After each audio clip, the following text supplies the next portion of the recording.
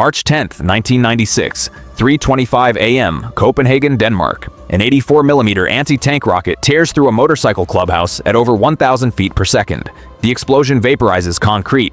2 men die before they can open their eyes. 19 more are torn apart by shrapnel and flying debris. This wasn't ISIS. This wasn't the military. This was 2 biker gangs. And for 4 years, they turned the safest countries on Earth into a war zone. Forget everything you think you know about biker gangs. Beer, leather jackets, bar fights. What I'm about to tell you is how 2 motorcycle clubs turned Scandinavia into a war zone for 4 years, used weapons designed to destroy Soviet tanks, and why 11 people had to die before anyone could stop it. This is the Great Nordic Biker War, 1993. Scandinavia, Norway, Sweden, Denmark, Finland. These are some of the safest, most peaceful countries on Earth, right? Universal healthcare, like low crime, Higa. Well, that year, 2 American motorcycle clubs decided to bring their rivalry to the frozen North, and they brought hell with them. In the red corner, the Hells Angels. Founded in California, 1948, the most famous outlaw motorcycle club in history. Their motto? When we do right, nobody remembers. When we do wrong, nobody forgets. In the blue corner, the Bandidos. Founded in Texas, 1966, the Hells Angels' biggest rivals. Their motto? We are the people our parents warned us about. These 2 clubs hated each other in America, but in Scandinavia, they were about to turn that hatred into a body count. It started simple: territory. The Hells Angels had claimed Denmark and Norway. The Bandidos wanted in. What began as intimidation and fistfights in 1993 quickly escalated. By 1994, they were using guns. By 1995, they were using grenades. And by 1996, they upgraded to military weapons. October 1995, Helsinki, Finland. A Bandidos member walks into a Hells Angels hangout spot. Without warning, he pulls out a shotgun and fires into the crowd.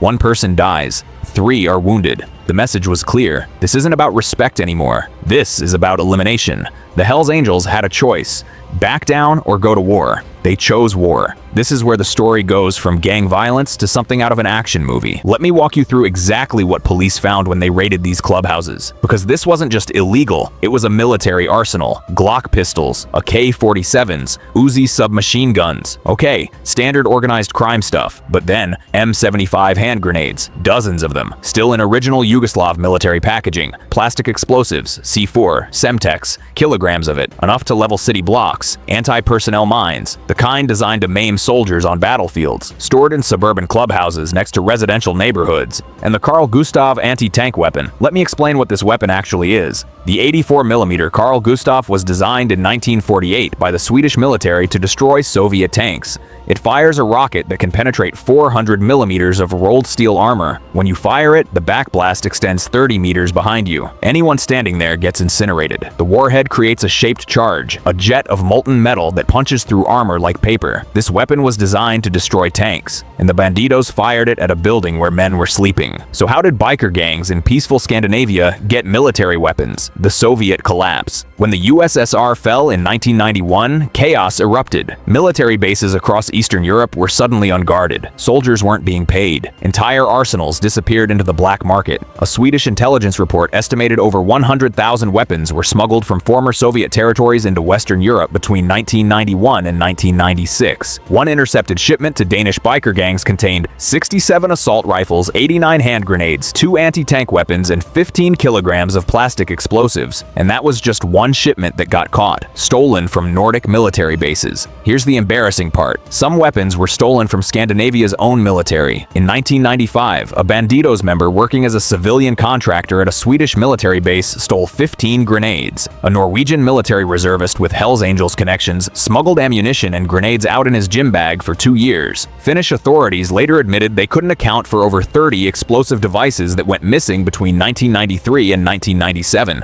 The money. Where did they get the cash? Drugs? Extortion? Prostitution? The Nordic chapters were generating an estimated $50 million annually. They controlled amphetamine production across Scandinavia, 500 kilograms per year, worth over $30 million on the street. With that kind of money, buying an anti-tank rocket for $5,000 on the black market, pocket change. But someone Someone was facilitating these sales. Police called him the Yugoslavian, a former Serbian military officer who fled the Yugoslav wars. He supplied an estimated 60% of the heavy weapons used in this war. One intercepted phone call in 1996. A Bandidos member says, "The Yugoslavian says he can get us the big stuff. 3 rockets, 50 grenades. Next month?" The response? "Do it." Police knew he existed. They had wiretaps. They had informants, but they could never catch him. He operated across borders, used encrypted phones, and never met clients directly. Even worse, there were corrupt insiders helping. A Finnish customs officer was arrested for letting weapons shipments pass through checkpoints, $2,000 per shipment 17 times. A Swedish police officer was caught selling confiscated weapons back to the gangs, marking them as destroyed in evidence logs. He made over $100,000. And here's something that never made international news.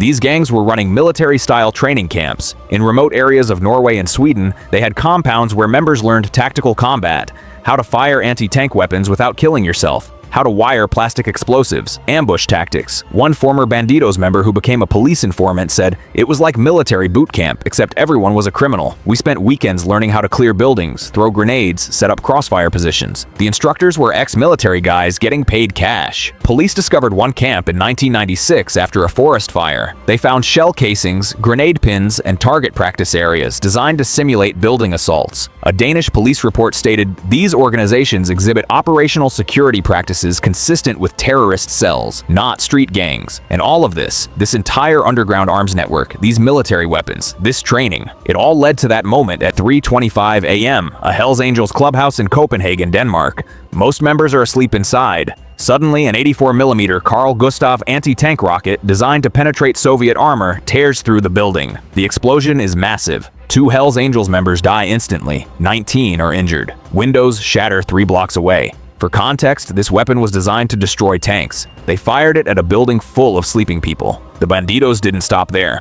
2 weeks later, March 23rd, the Bandidos strike again. This time, a car bomb outside a Hells Angels supporters club in Aalborg, Denmark. Then came the Hells Angels response.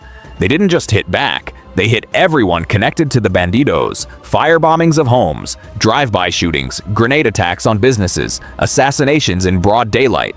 The violence became so intense that innocent people started dying. A 51-year-old woman named Jana Krohn was standing outside a building in Helsingborg when a stray bullet struck her in the head. She was just getting her mail. A civilian caught in crossfire at a gas station. The war had spilled into the streets, and now everyday people were paying the price. September 4th, 1996, the Bandidos launch another anti-tank rocket, this time at a Hells Angels clubhouse in Norway. The building is destroyed, but somehow, miraculously, everyone inside survives. But one rocket missed its target completely and landed 200 meters away, near an apartment building, full of families, children. That was the moment Scandinavian governments said, enough. By late 1996, this wasn't just a police matter anymore. This was a national security crisis. The Nordic countries formed a joint task force. They deployed hundreds of police officers, intelligence agencies, military specialists to track down the stolen weapons. New laws specifically targeting organized crime. Mass arrests began.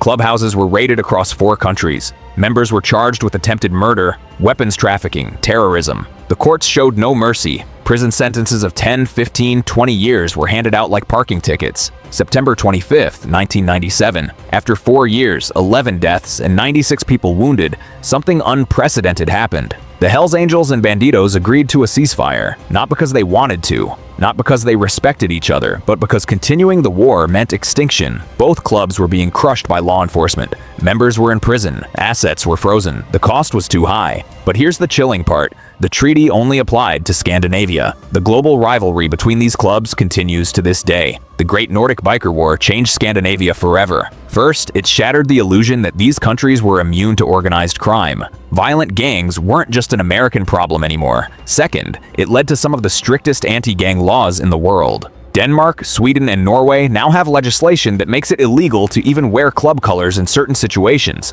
Third, it proved that outlaw motorcycle clubs aren't just rebellious bikers. They're transnational criminal organizations with military-grade capabilities and zero regard for civilian lives. This war happened in some of the most peaceful, well-governed countries on Earth. Countries with strong institutions, low corruption, and high trust. If biker gangs could turn Scandinavia into a war zone, what's stopping them anywhere else? Oh, and remember that anti-tank rocket attack in Copenhagen? The one that killed 2 people and injured 19? The guy who fired it got 10 years in prison. He was released in 2006. Last anyone checked, he's still a member of the Bandidos. So the next time someone tells you motorcycle clubs are just about brotherhood and riding bikes, remember this. 11 people died because 2 groups of men couldn't share Scandinavia. They fired weapons designed to destroy tanks at clubhouses at 3 a.m. That's not brotherhood, that's war. And for 4 years, the Nordic countries learned what happens when outlaws decide they're above the law. And this wasn't the last time gangs went to war like this. From the streets of Montreal to the highways of Australia, this kind of violence keeps happening. If this story shocked you, drop a comment telling me which gang war I should cover next. Hit that like button if you made it this far, and subscribe because true crime doesn't get more insane than this.